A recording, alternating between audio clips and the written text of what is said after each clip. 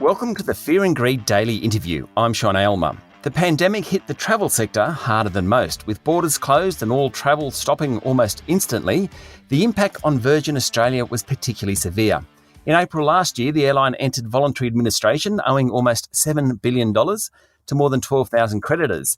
It then became the first airline in Australian history to exit voluntary administration following its sale to Bain Capital. Now, as state and international borders reopen, the challenge will be to re-establish the airline's place in an extremely competitive industry. Jane Hrdlicka took over as Chief Executive of Virgin Australia in November last year and is my guest this morning. Jane, welcome to Fear and Greed. Thanks. It's a pleasure to be here this morning. So how have you done it, Jane? How have you handled the last 12 months? Wow, what a crazy time. Well, look, Sean, it has been a crazy time, and it's been a crazy time for everybody in Australia. So, we've all been working through the implications of border closures and, implications of lockdowns in various communities. And, it's been up and down for everyone. And so it has impacted our industry more than most, but it has been up and down for everyone. And we're just super conscious of that. And it's been tough on our people, frankly, because of the uncertainty. And, we were all looking really good around Easter. And then by July, it was looking pretty difficult again. So if I look back on the last 12 months, Sean, I'd say it's been really tough for Australia.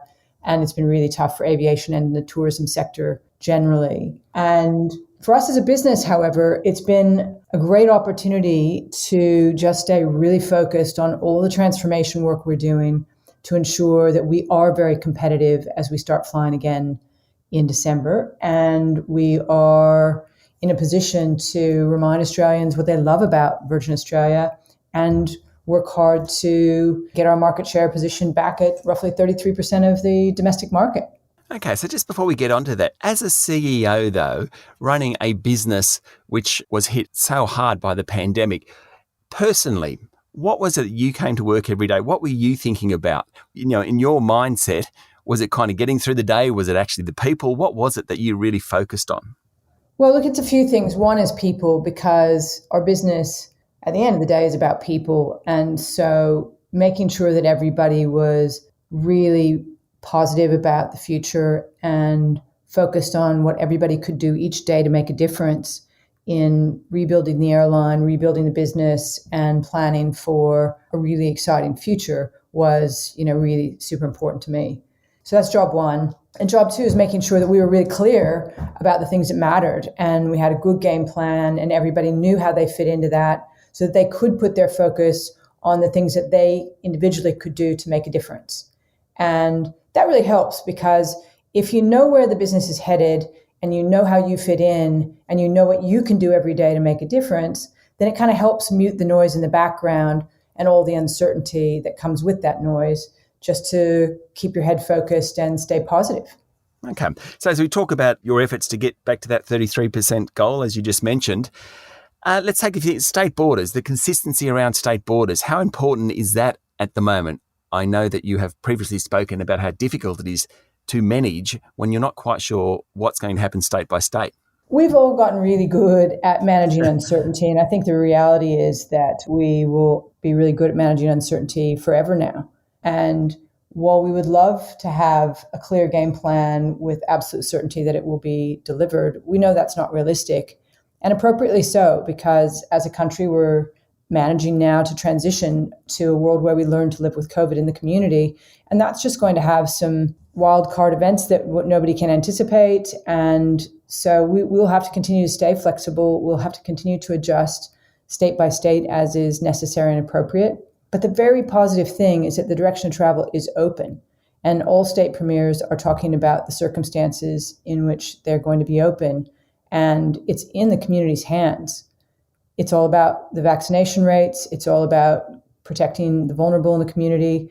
And so we each have the opportunity to make a difference in ensuring that we get back to a more stable environment where we can all return to the lifestyles that we love, that give us the freedom to travel this country, to see our friends, to see our family, to see the people that mean something to us in our lives, and to be able to do that whenever we feel like it and to plan. Yeah. So we're really looking forward to that. And I think the reality for us has been that we just have to learn to live with the uncertainty and and not to fight it, and to accept the fact that we have to adjust and correct course when that's appropriate to protect the community.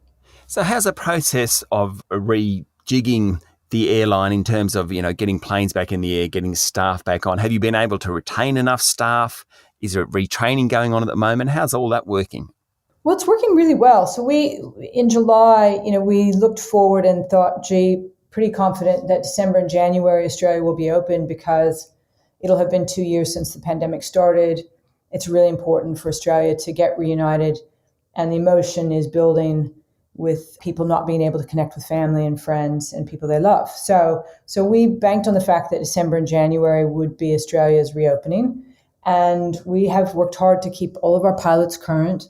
We've flown empty planes to ensure that they had enough hours. Yeah. And we have kept everybody kind of warmed up to come back to work. And we've worked hard to keep everybody connected emotionally to the business as they've been stood down, if that was their circumstance. And so we start standing back up in November with a lot of positive energy, Sean, and people are really excited to get back to work. And December and January, we're hiring in addition to bringing people back to work because we have new aircraft coming in and we're growing. And so it's a really positive story. We're getting everybody back to work. We're bringing more members into the team. We're not having any difficulty in hiring new people into the company. And so it's actually quite a positive outlook. Okay. Stay with me, Jane. We'll be back in a minute.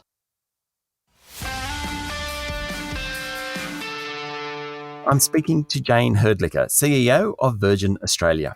So tell us about the new Virgin Australia, what we can expect, because most of us haven't been on a Virgin flight since it went through voluntary administration. I mean, what position does it occupy at the moment, and how different will it be next time I jump on a plane?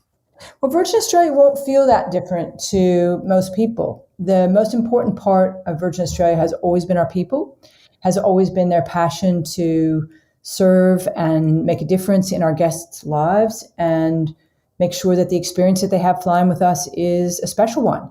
And nothing's changed with respect to that. In fact, there's a lot more passion, a lot more energy than there's ever been, with people just really excited to welcome our guests back. And so that's the core of the core for us. And then on top of that, our guests can expect from us extraordinary value.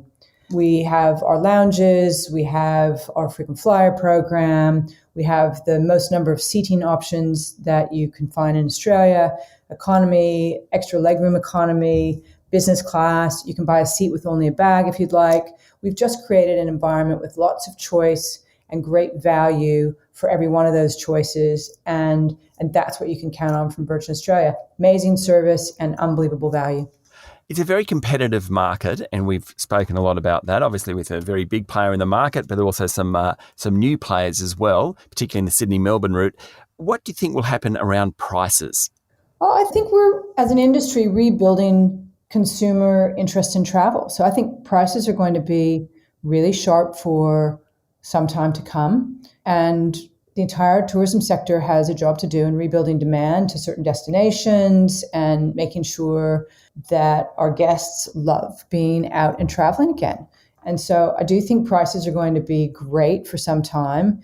And I do think the entire tourism ecosystem is going to work pretty hard to ensure that not only do you have a great experience this trip, but you're going to want to take the next one as soon as possible. Yeah. And I think it's going to be a great time for consumers. They'll be spoiled for choice. They'll have lots of opportunity to travel because it's going to be very affordable. And that's fantastic. It's just what the industry needs. It's what the Australian economy needs. And it's good for everyone. What about your goals in terms of domestic share and international share?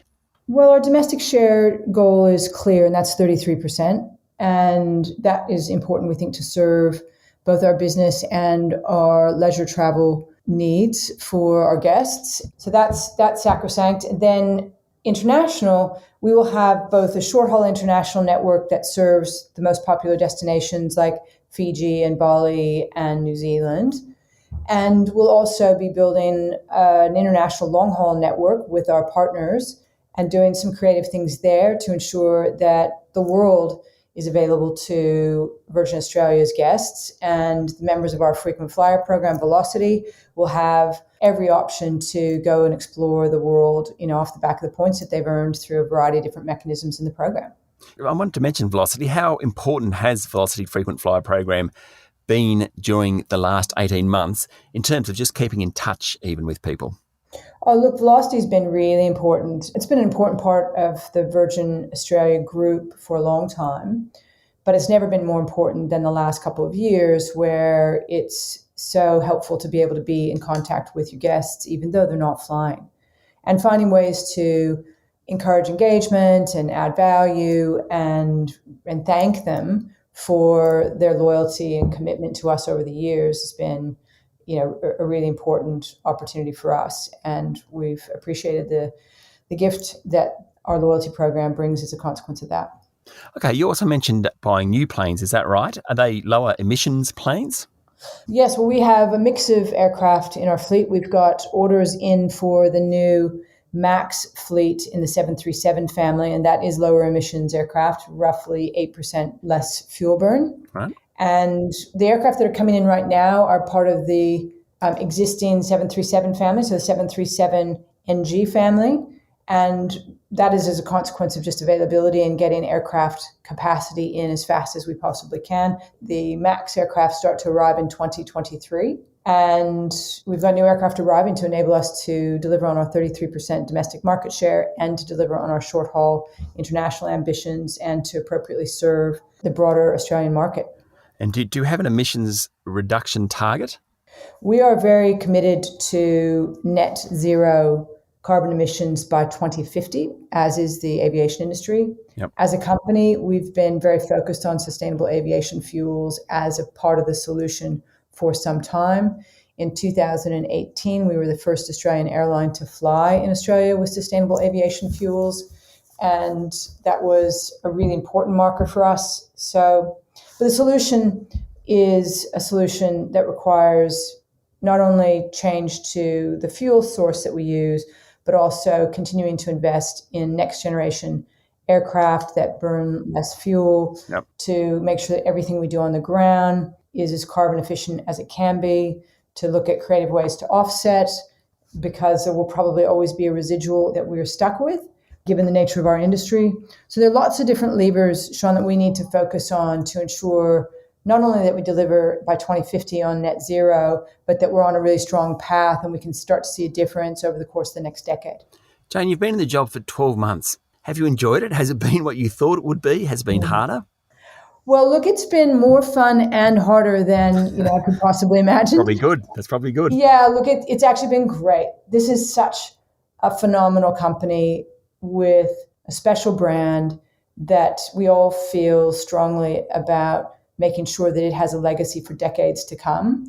We feel very privileged to have the opportunity to work at Virgin Australia. We have an amazing team from the front line all the way through the business. And the culture is a very special culture that both Richard Branson and Brett Godfrey in the very beginning of our history as a company worked hard to establish. And we're working hard now to ensure that we are feeding and watering the culture, and we are investing to ensure that every new person who comes into the company is a really important part of that culture and helps keep it alive and strong. Has it been easier not being listed? A lot easier not being listed. Because we're just focused on making sure that we get the business rebuilt as fast as we can, that we get costs out and get our unit costs down to a very competitive position, and improving the customer experience every single day, and investing in technology. And we're able to invest at a time when revenue was very thin. Yep. And we don't have the same challenges of trying to meet market obligations, et cetera. We're just focused on building a great business for the long term. And Bain Capital have been fantastic partners for us and have ensured that we have the investment capital that we need to catch up on some things that we're just falling behind on, and to deliver pretty fast-paced transformation, which we're really grateful for. Yeah, I think we travellers love the fact that we have a competitive airline industry, because it wouldn't be good for us if we didn't. Now, Jane, I just want to mention you're also chair of Tennis Australia. Clearly you don't mind a fight, because the current stance on player vaccinations is causing lots of news, and that's only a couple of months away. How do you handle really big job? I mean, I don't know how you handle one job as CEO, but also chairing Tennis Australia, and particularly around this time of the year where it's such a big issue. How do you do it all? Well, look, Tennis Australia is an extraordinary organisation, and we're led by a very capable and exceptional CEO in Craig Tiley, and that makes all the difference as a chair. If you've got a very strong CEO and a very strong board and a great leadership team that sits underneath the CEO, it's actually a team effort, and it means that it's very manageable.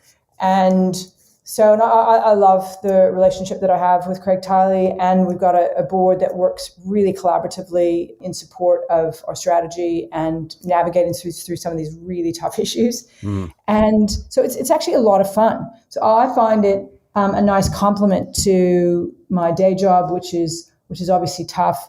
And there's quite a lot of synergy between the two because both of my passion businesses are dependent upon borders being open and working closely with state and federal governments and making sure that we're supporting the community in every way we can while also delivering on our organizational ambitions. So I find it a really positive experience and great synergy, frankly. Well, Jane, thank you very much for talking to us. Good luck with Virgin Australia. I hope you do achieve your goal in that 33%. And certainly I hope this summer of tennis is as exciting as it normally is. Thank you very much, and I promise that it will be. That was Jane Hrdlicka, Chief Executive Officer of Virgin Australia. This is the Fear and Greed Daily Interview. Join me every morning for the full Fear and Greed podcast with all the business news you need to know. I'm Sean Aylmer. Enjoy your day.